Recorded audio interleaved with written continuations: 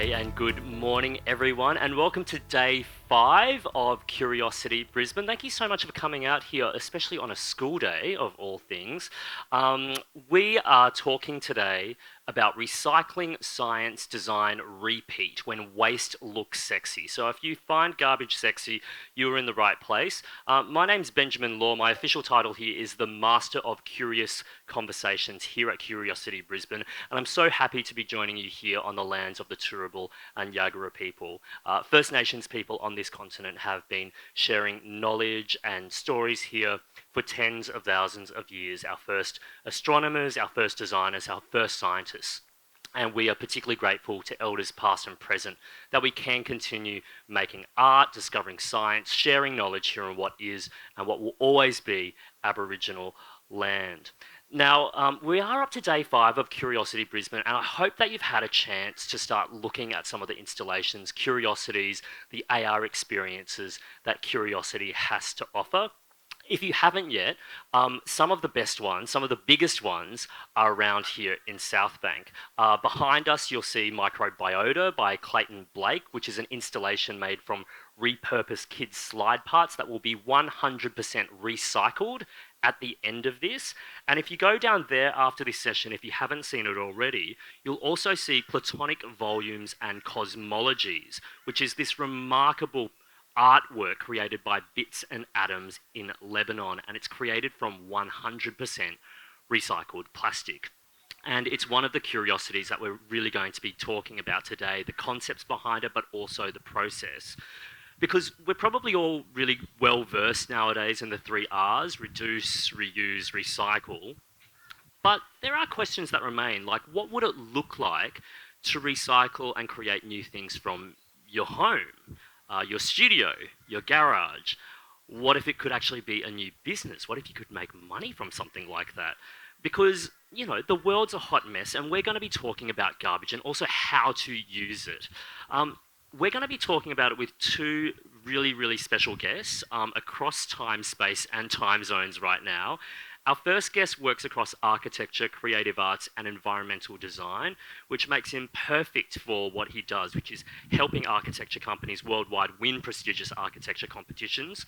He's the kind of guy who marries the old with the new. He's as comfortable with 3D printing as he is taking century-old techniques like ceramics and etching and merging them with computer-generated geometries. He runs his creative workshop Blob Studio and founded Bits and Atoms, the award-winning architectural practice that made the installation Platonic Volumes and Cosmologies here at Curiosity Brisbane. Please welcome Guillaume Credos, everyone. Thank you. Thank you so much for joining us, Guillaume, especially in quite a cruel time zone difference as well. We're so pleased we can have you. Yeah, I won't be falling asleep. Despite being 2:30 a.m. Thank you so much for making the time. Our next guest is a leading and multi-award-winning expert in recycling science and founding director of the Centre for Sustainable Materials Research and Technology, otherwise known as SMART, at the University of New South Wales. She also heads the ARC Industrial Transformation Research Hub for Green Manufacturing, a leading national research centre that collaborates with industry to ensure new science is translated into real-world environmental and economic benefits.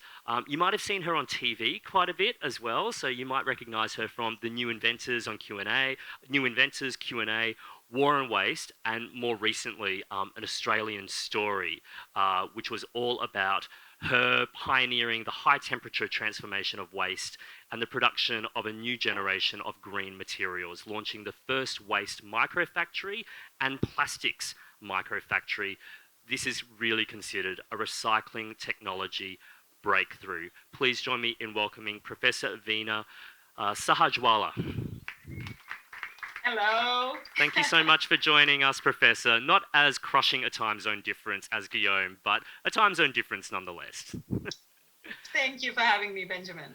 Professor Veena, we might start with you actually, because there's been a lot of press around you and your work lately, and it is notable that a lot of people keep focusing on how you keep a collection of rubbish in your house, your car is allegedly full of garbage that you take to work. You get excited at landfill dumps because of all of the amazing stuff you find there. Are these allegations true? Absolutely, 100% true, 100% true. I love it. And I couldn't get more excited when it's council collection days, when you kind of have people, putting all the stuff outside. And sometimes it's kind of fun to look at stuff. I'm sure people kind of find it weird if they find me staring away at their piles of stuff that they've left outside their houses. But from my point of view, that's exactly where a lot of that inspiration comes from. It's from my own house, from my own rubbish bins. But also, it's the same story in everyone's homes, right? We've got stuff and we want to, of course, do the right thing. So I guess for all of us, in different ways, it affects us. In my case, yeah, it absolutely goes to my labs, and a lot of my research happens at UNSW and begins its life there. Professor Sahajwala, you talk about getting excited over this stuff, that you love it. What excites you about it? Is it the materials themselves or what they represent? I think to me, what's interesting, and I think, Benjamin, you were just talking about the 3 R's of reduce, reuse, recycle. And I think that's all very good when you're sort of really talking about conversion of like to like. So if you've got a plastic water bottle that then gets converted into another bottle, or a glass jar into another glass jar, that's, of course, the right thing to do. In a traditional sense, that's what recycling is, something that we all know about. But when you start to get into the more complex and rather difficult things to recycle, you look at something like waste textiles as one of those examples where it's never a simple thing. There are lots of blended materials, and of course the challenges, as we all know, are how do you actually recycle it, and it's never going to be easy. So for me, that 4th R of taking that science beyond recycling and saying, could we reform these into a whole range of new products, so that then ultimately we don't have to put this away into landfill, but rather bring it back to life in a different form and into a different product configuration. Ultimately, all these materials are really useful. And if you get down at the micro level and look at it, you can actually see how much value they have potentially to offer. And that's really where I get super excited, because I think that imagination that kind of, runs through my head is really all about, how do you then take those ideas, develop that science that has to be developed, and convert that into, of course, technological and practical industrial solutions. So I think in a way, it's that journey that has to happen. Ideas are great, but science and technology has to underpin any of these types of ideas. So ultimately, we need to be able to show that it can be achieved at the right scale to deliver economic benefits as well as environmental benefits for our communities.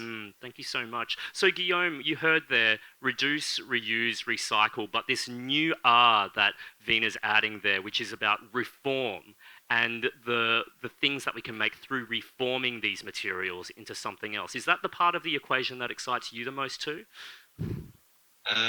I think when she was talking about excitement, there's something that we use for recycling, which is unique, because in fact we are mining recycled material.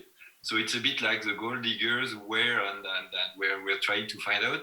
The same thing. We try to find some value into the trash. So there are big potential places, and we try to use them. Here in Lebanon, the context is quite different, and it has a very big influence into what we do. We don't have a government anymore. We're in a giant crisis, and the trash, either when it's lucky it goes to landfill, and when it's a bit less lucky it goes to the sea directly. So whatever we can grab on the way to turn it into something that can be used and that won't be going into those two destinations, we saved it. So it's more like in the emergency kind of level that we're acting. But indeed, as something very interesting happened recently, the local money has been devaluated by 90%. So it made importing material completely impossible. So now mining local recycled material makes a lot of sense. And people are changing a bit the way they look at this, and we try to transform it into attractive design.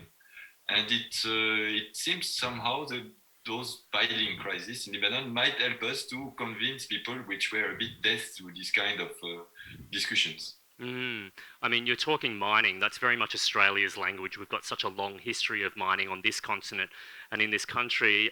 Hopefully, there is so much more potential to be mined from the trash that we're talking about. Something else that you brought up, Guillaume, was the idea of a crisis, the idea of an emergency. It makes me think that in 2015 there was this so-called trash crisis in Beirut, and some people talked about piles of trash hundreds of meters high that they could see. How bad was it, and what went through your mind as you saw that crisis develop in Lebanon? Yeah, it was terrible. In fact, the government didn't know where to stock the trash, so it started to put it into bags and put it into empty riverbeds. And wow. we had rivers that were full of white bags of trash on kilometers long. And it was very impressive. There started to be some very old medieval disease that spreaded out in schools that were close to storage of that trash. Wow. So it was really, like a very offensive attack. And somehow the civil population reacted very well and started to demonstrate a lot. People stormed the Ministry of the Environment in order to kick out its employees who were like completely inefficient, and the politician there. On our side, we are collecting some trash. We associated with people who are passing it, and in fact, the problem in Lebanon is that people are not divided their trash themselves. They still keep it into one complete trash bin, and it's being to the street. But then people which have very little education, they work in the street, and they go and open they pass it. For about teaching them to recognize, for example, what's a CD or a DVD. So they would put it aside and bring them to us. So we would buy it from them, because it's polycarbonate. And this is the plastic that we use in order to 3D print the sphere, the geodesic sphere that is exhibited in the park where you are, I believe. So out of a crisis, there is an opportunity, and is that where you come in? Yeah, always. I mean, like, despite being completely submerged by all those crises, it's also creating opportunities. And the fact that it's important anymore makes the local recycled material completely relevant. So it works also for clay, it works also for paper, for plastic, all those materials, and wood, those are materials that we use in order to do some design. I could show an example if you want. Yes, please. Maybe because I'm talking about things, so I'll do that. This is the show and tell component, everyone. Yeah, I'll show you one which is a bit peculiar. That's it. So we have a lot of things going directly to the sea, unfortunately, including plastic shares. And what we decided is that we decided to try to use a recycled material, which is paper. So the image is relatively small, but there was a caption there that said, "We're all drowning," and it kind of showed the extent of waste around. Yes. Yeah. So we recycle the paper. We mix it with some natural flours of rice and wheat. There's also some vinegars and some natural dyes inside, that we are using only natural material to create to turn it into a building material. So we've been doing a lot of tests in order to get some resistance. The point was to try to do some furniture with this, because within that material we also plant some seeds that we harvest, and we mixed all this together with some nutrients. We pour it in a mold that we carved with one of our robots, and we demold it on the counter mold that let the object dry, and we obtained a chair which is compostable. It means if you trash the chair, it's gonna melt down. Because it's only covered with a thin layer of organic beeswax, and then some trees would grow, because there's nutrients and seeds inside of the chair. So here we are trying not only to get some recycled material, but also to think of the end life of the design itself. And we are moving this gently to probably to try to get towards building scale, starting to do some slabs with this material. Yeah, Thank you so much for one small example. Yeah, thank you so much for showing us there. That compostable chair is quite amazing, and you looked very relaxed in it, might I say, as well. It's comfortable. We did many tests for the ergonomy, and it's okay. Yeah, terrific. Now, I might throw it over to you, Vina, because we're talking about the opportunities that come out of crisis, and we got a sense of the crises that Lebanon and specifically Beirut has faced through its trash and its incapacity and struggles to manage it properly.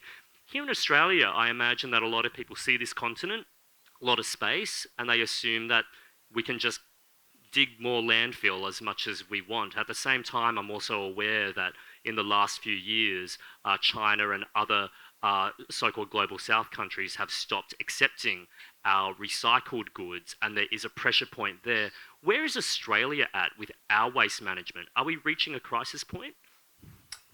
I think from our point of view, Benjamin, one of the good things has been, and this is something that I'll certainly show you a few examples, when you start to look at it at the industrial scale, we've got to see it as combining recycling with manufacturing, because I think to me, that's the key element there, that once you start to manufacture valuable materials and products that we know we need in our everyday lives, it incentivizes both manufacturers to produce materials and products from waste, but it also means that for consumers, it's a choice that we can make.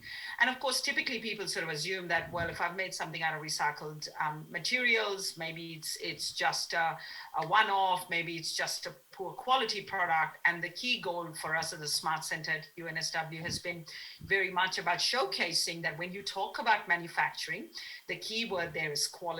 You've got to be able to make quality products that fulfills the standards and requirements, which means you've got to work with end users.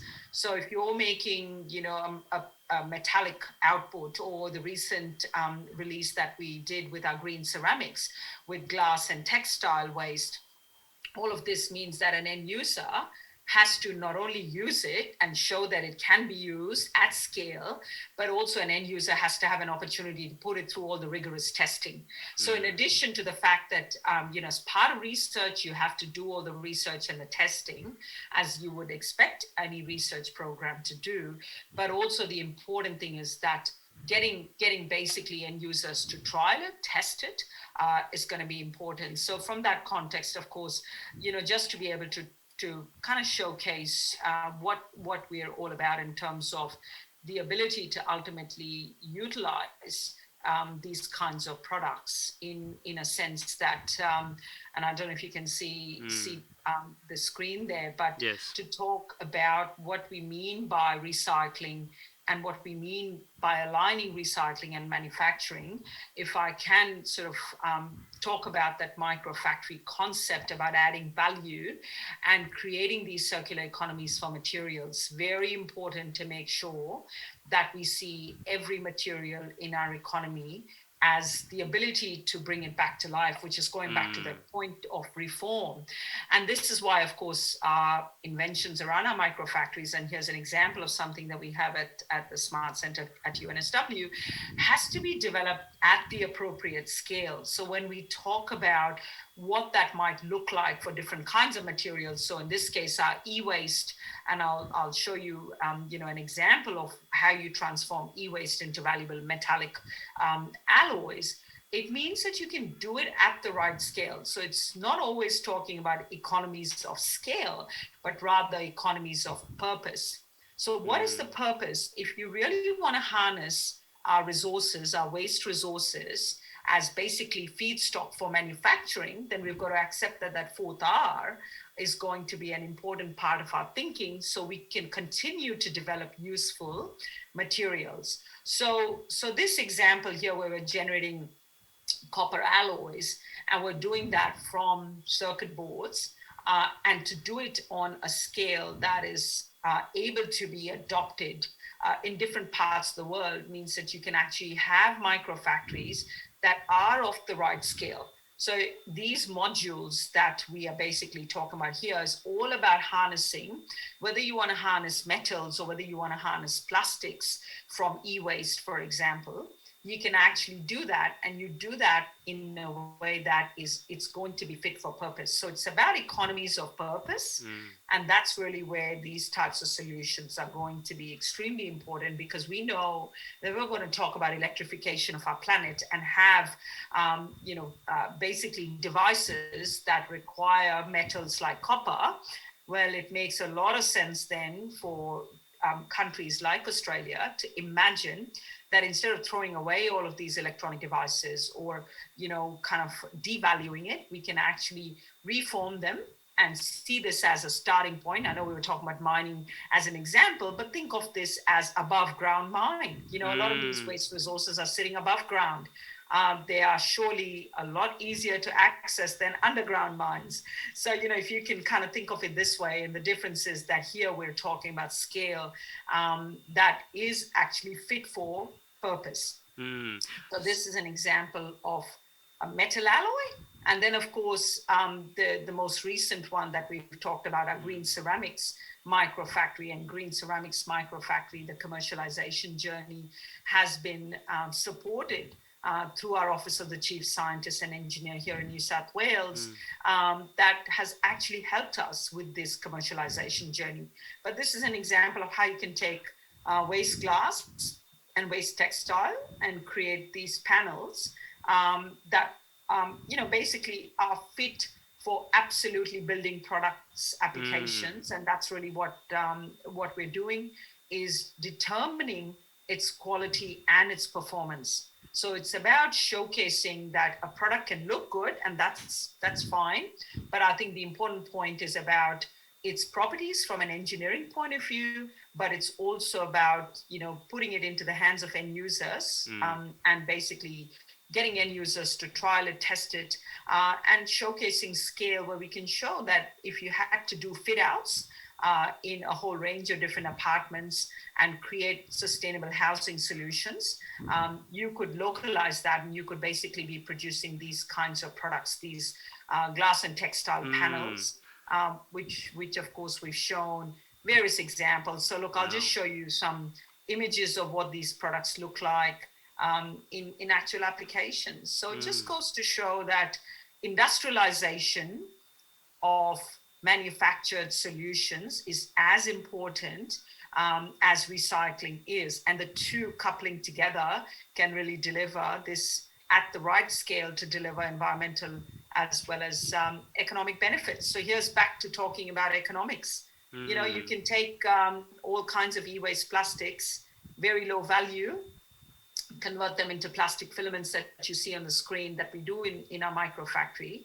That's got much greater value than the waste to begin with.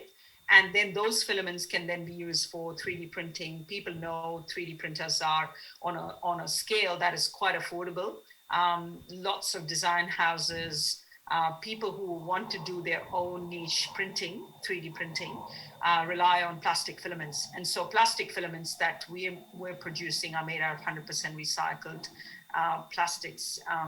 So I think, to me, it's about the technology that says high quality plastic filaments, as in this case, or tiles in the previous case, can actually be manufactured and can be used by users. So it's just making a point that you need to start to think about, the science, the technology that underpins all of this, but equally importantly, empowering small businesses and communities to be able to take these ideas and set up a decentralized way of thinking about manufacturing. And that's really where we can really create value and really create new job opportunities. Well, Professor, we are talking about microfactories, and they're touted by many as really the future of manufacturing, not just green manufacturing, but manufacturing itself. So when it comes to the practical applications and when it comes to seeing how it works in businesses, in economies, I mean, how far into the future are we looking at, and where ideally do you see these microfactories actually attached to existing organisms of commerce? Yeah, no, very good question, Benjamin, because I think to me that's a key word there. How do you actually take any manufacturing? So in this case, if we're talking about micro factories at the right scale, we also need to be able to show that they create value in the regional areas where waste is being collected. So if you can imagine various regions across the world and pick Australia for example, and I'll pick one particular example where we recently launched our micro factory, our green ceramics micro factory, in a small community and a small town called Kuramandra. That's a good example where you can have a really tiny town, but really what was important in this particular context is that partnership with commerce, the business that was already collecting waste has now set up this micro factory using a lot of that waste textile that they were collecting. So they were basically collecting waste mattresses. The idea that you can, in fact, not only sell the steel that they were, of course, harnessing for steel making, but also then look at all of that waste residue of textile that's left over from a mattress. And that's just an example. When you talk about connecting to the business that this small business enterprise was doing, that allowed an operator to really add so much more value in terms of that whole new manufacturing that they could now be coupling with their recycling and collecting business. And that's really where it becomes a win-win outcome for the environment, where that recycling solution leads to a highly engineered product. So those glass textile panels that I was showing you earlier, which is the green ceramic product, is what they are manufacturing. So you can do it. Now, Guillaume, we saw some beautiful kind of end results of reduce, reuse, recycle, but also reform, those glass textiles that Professor Veena was showing us before. We wish you could be in Brisbane with us right now for many reasons, of course, but also because a couple of 100 metres behind us, you've provided us with something quite beautiful by reforming materials too, platonic volumes and cosmologies. It's a large-scale lattice-like structure of lattices within lattices, and it's 3D printed from recycled plastic. Tell us about this installation and the thinking behind it. Yeah, I will share my screen to illustrate a bit what I'm talking about. Here we are. Okay. Yes, so you can see it. So, because it's a STEAM festival and science and technology, just to talk about the concept, Kepler, the astrophysician in the 16th century, invented a first model to explain how he thought planets were organized together. He thought they were just at this period, there were just 5 planets. He thought that there were inside of each planet was running inside of a platonic volume, and there were 5 of them, one into another. A platonic volume is a volume which has the same type of face everywhere. For example, a cube has 6 rectangle faces. It's one of the platonic volumes. And this model was completely wrong, but because he thought of this model and it was a way to have his thoughts to take form, he was able to compare this model he made with the actual observation of the sky, and then that's how he found out it was wrong, and then that's how he created these 3 laws of astrophysics, which we still use now, which derive how planets are working together. So we recreated a bit those volumes. So you've got 4 here volumes, one into another. So a dodecahedron inside of an icosahedron and so forth. And we 3D printed those elements. We 3D printed them with a large robot arm, which is also somehow recycled because it comes from the automotive industry. And then we hack them and we hack those robots and we turn them into tools. We have put on the top of it an industrial extruder. It's a screw extruder that we feed with pellets of crushed polycarbonate. So this one comes from water gallons, the one that are delivered in offices with water for water dispensers. Those ones are crushed and then they are melted and pushed with a screw in a tube which is at high temperature. Wow. And then it deposits those layers. and we create with it structural connections, which allows us to make those geodesic shapes. So those shapes they are structural because they are made of triangle, which are not deformable structures. And we want to push this toward architecture in order to create a kind of an habitat with that. This is something we were already doing with wood, and for a part recycled wood from pallets, and also recycled aluminum, which come from offset printer, which use aluminum as plate in order to print books.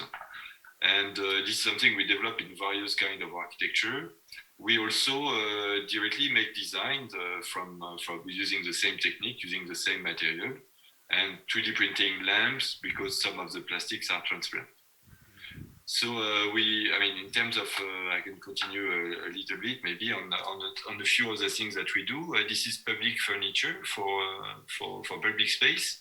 It's made from recycled aluminum cooking pans because it's very well known in Europe that cooking salt with temperature in aluminum would give you Alzheimer.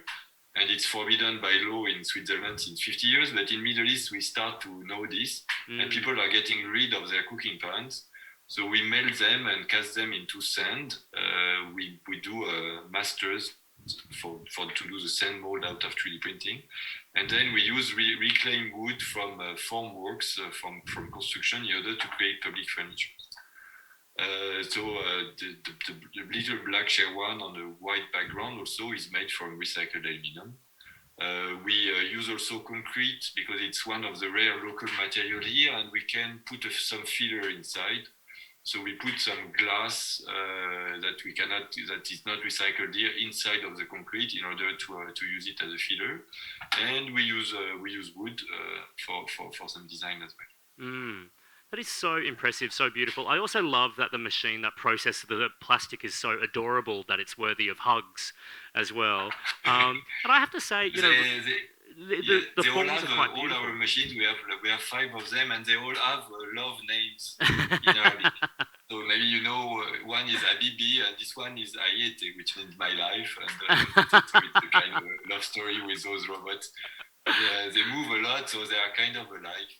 Oh, I can't wait to see the Disney animated feature about your friendship with that machine. Looks great.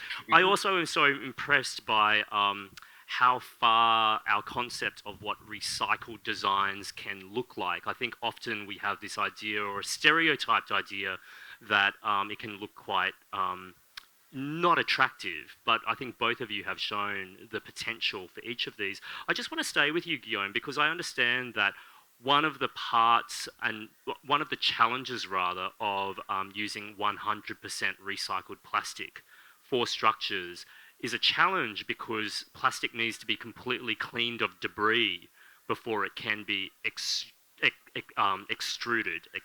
and processed. Have you perfected the process yet?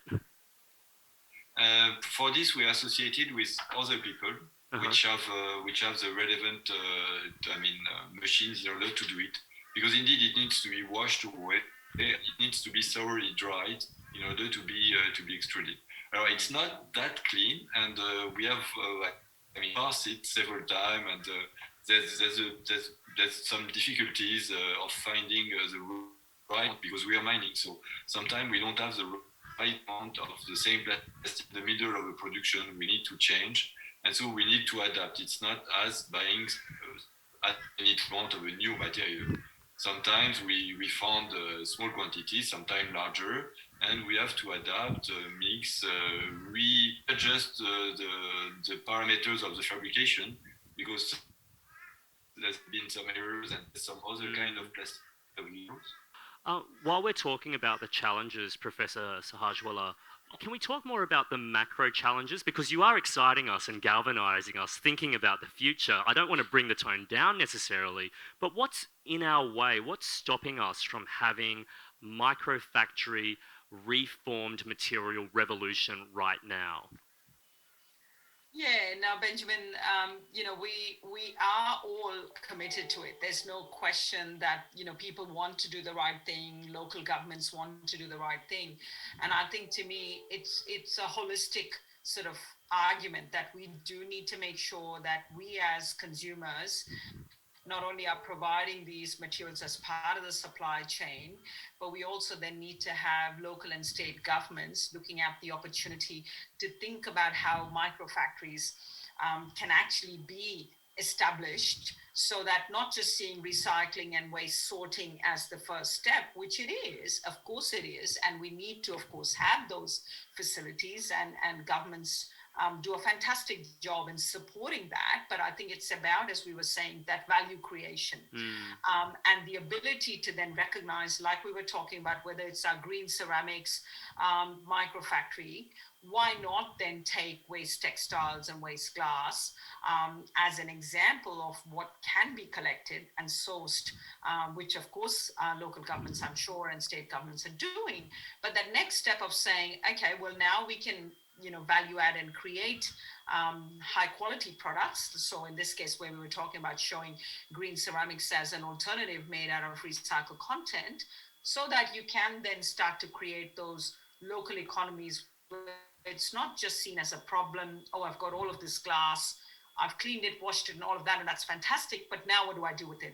Is to have these multiple pathways to manufactured solutions. But then the next step, of course, is also to utilize those products in local builds. So if you were imagining, if you were doing new fit outs and if you're doing refurb, and if you are fitting out your community centers, I mean, we had a fantastic local council here in not too far from where we are in Sydney, wanted to, in its community center, utilize some of these green ceramics. And to me, an example of how the ability to connect production with, of course, a local council in this case, through the circular economy network, that's supported through the state government here, through the Office of the New South Wales Chief Scientist, is where you can see that state governments are playing a big part in saying we need to connect technology with local governments who can then put it into various applications. So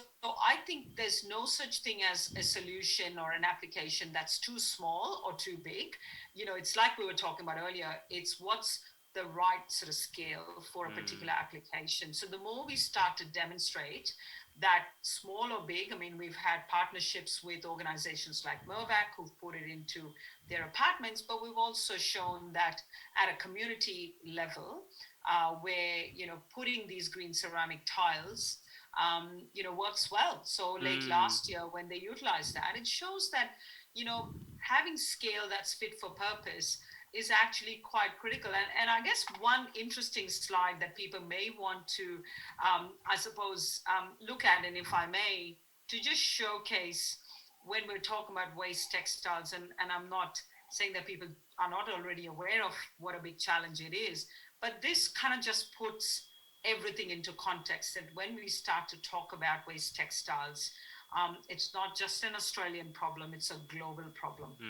And I think for us to imagine this becoming a feedstock for manufacturing high quality, highly engineered products allows us to then not only look at this from a recycling and a reforming lens, but also looking at it from the context of manufacturing and using recycled products in a way that they can do the job of what virgin resources can do. So the fact that you have less and less reliance on virgin resources and bringing in more recycled materials has to first and foremost fulfill the requirements of engineering properties. But here we are looking at a slide that shows how big the problem is and how much of waste textiles will end up in landfills or in incinerators across the world. And so I think it's part of our realization that, one, at the front end, we have to reduce our consumption. So when we think about UN SDGs, we have to ask, are we playing a part in being responsible as consumers? So that's the first step. Can we reduce our consumption of the kinds of goods that we have taken for granted so far? And that responsibility lies in all of our hands. And I think to me, that's the first step of reducing our need for consumption of products that we can quite easily reduce. We know we can. Yes. And then the next step is to say, okay, well, we all use clothing items.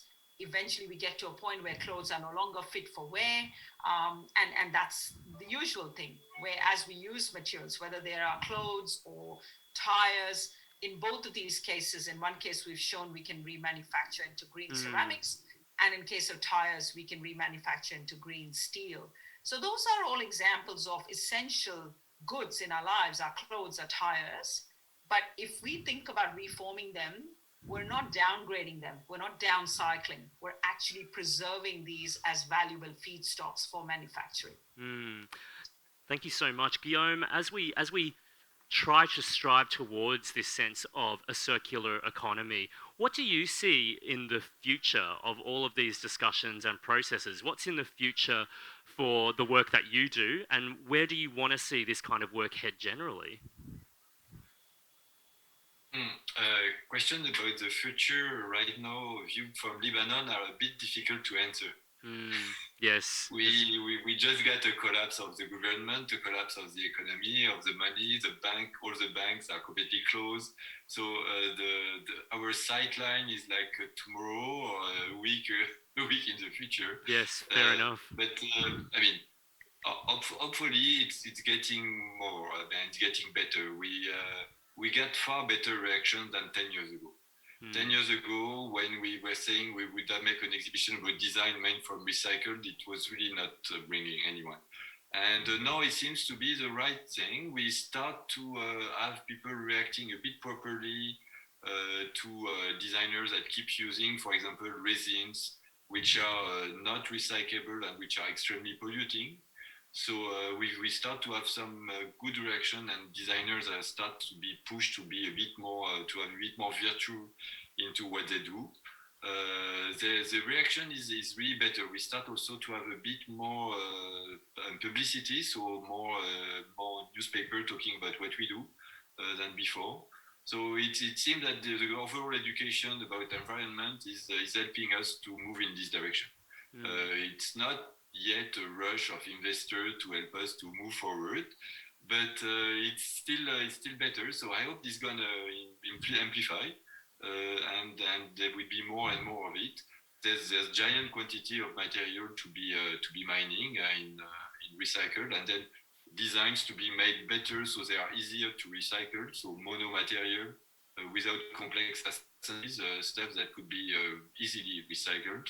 So it will need us also to be more modest into what we want to get, have design that would be maybe less perfect as well also, but more raw, more mono material. And I think it could be cool. I mean, it would be great to go a bit with a bit of a downsizing somehow of some things, being more local. Here it starts to kind of work better. The crisis is amplifying the circular economy. We have little business which are impressive sell what we do, which is made from the trash that we buy from people that collect them in the street, and somehow we see how it's raining down financially. Even this project that was sponsored, the one that we exhibited for Curiosity, which was sponsored by the municipality, somehow it rained down till the people in the street, which are homeless and which we taught to recognize what is the interior of a fridge, because I haven't seen one before, or what's a DVD, and then they've been putting this in bag, collecting it, and then bringing it to us eventually, so that we crush it and we melt it down into an architecture. So it has which I think should develop, because I mean, here, you know, in Lebanon, most of those people in the streets are Syrian refugees, which unfortunately, because of the war, since 10 years, they haven't really been to school, so they are not much educated. But at least they find a job and they pass the trash, like this, I mean, avoiding this trash going into landfills or the sea. So overall, it's helping. It's better. I hope it should be a lot more. The percentages of like are very small. the previous slide shown by Vina was showing that 1% of the clothes were recycled only at world level. So we need to see those number rise. Yes, it is really interesting to hear you say that out of the catastrophic moment in which so much of the world finds itself, that there are aspects to that which are accelerating the circular economy that we want to head towards, that there might actually be maybe an opportunity out of such a grim time. Just generally, you've shown us how these processes can be applied to make art, furniture, household objects. Do you see it going beyond? And what next steps can you foresee these processes leading to? Yeah, I think there will be some limits because indeed the purity of the material when you get into levels which needs really to have very high performance. So I don't think we're going to see a rocket going to the moon that will be made out of recycled material yet. But still, you can conquer more and more elements and become more and more natural and part of cycles at small level as at bigger level. I think the fact that companies start to sign a description of their own function that hold some responsibility towards the environment, it makes them conscious that they have to be within the trash that they create and the products that they create. They have to pay attention on how to recycle it, how to reduce also their consumption. So if it's happening at the scale of those large companies, it would be really great. Ourselves as it has politic. I mean, of course, designer comes and propose stuff, but we have a very limited impact. We do things that look cool, so they have a kind of they have a small impact because visually they are nice. People like the product, they like the thinking, and they're moving forward with it. But this needs to be pushed by laws, and this needs to be really, supported by politicians. As the clock is ticking now of global warming. We all have to increase our pressure on them in order to make those. I mean, there's a lot of products that should be just forbidden. I mean, that simply. I mean, everything that's single use, etc., has to be completely banished. And there's no way there's plastic into things where it should never be. I mean, yes. Things as simple as chewing gums contain plastic and they go into nature.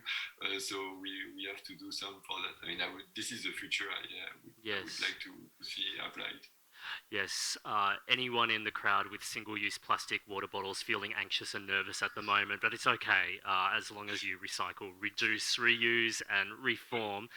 While we're talking about the future, in good and bad, the limits, the potential, the opportunities, the crisis points, this might be a good opportunity to bring in the audience with questions that you might have for Professor Vina and for Guillaume. Do we have any questions from the audience? I'll repeat them out if you have one. One from here, yes.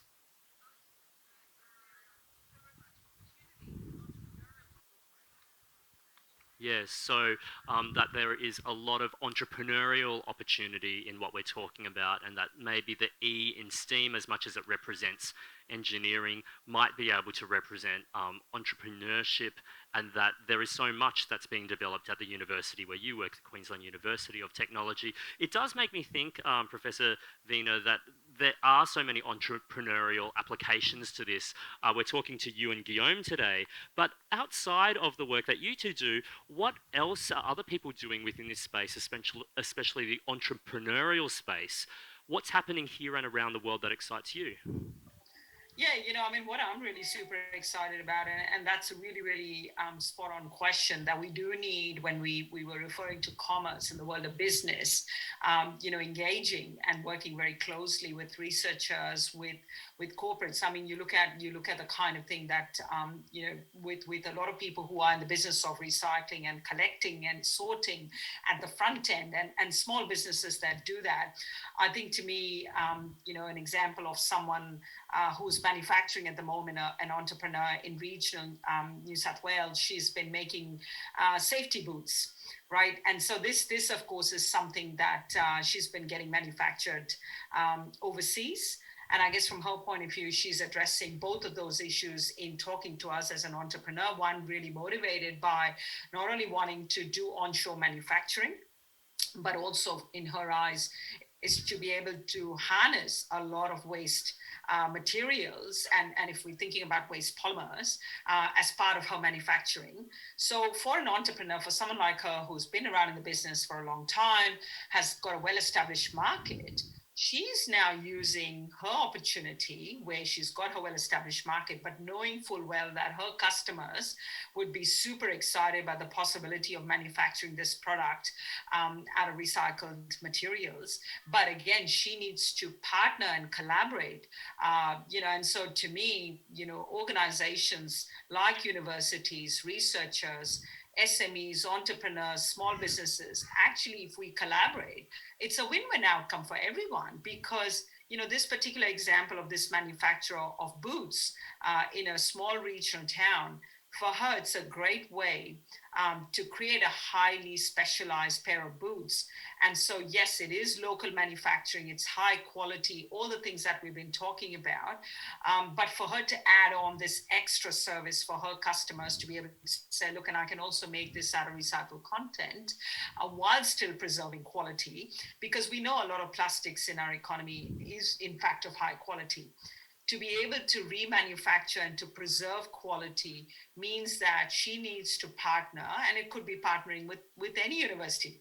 And I think lots and lots of universities who do fantastic work in looking at the quality of plastics, for instance, could provide that as a service to various entrepreneurs. And we've touched upon plastics and glass and textiles.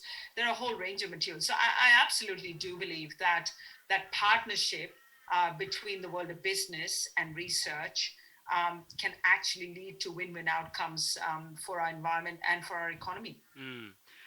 Guillaume, we hear that entrepreneurship is one part of the equation. How much of the other part of the equation is also about law, regulation, policy, and governance? But in Lebanon, we don't have any of that, so we're kind of fine in terms of law policies or whatever. But I have a kind of a relevant example to explain, to showcase. It's when we had the explosion on the 4th of August in the port of Beirut.